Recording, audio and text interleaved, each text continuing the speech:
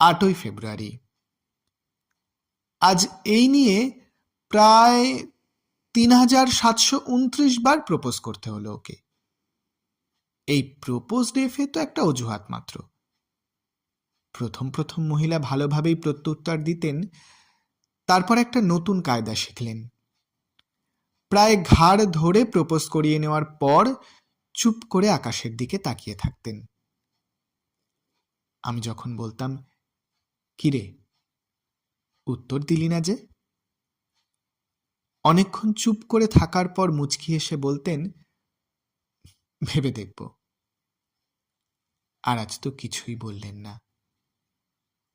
খানিকক্ষণ চুপ করে থাকার পর একটা মৃদু হাসির শব্দ পেলাম মনে হলো। বুঝলাম ওটাই ওর উত্তর।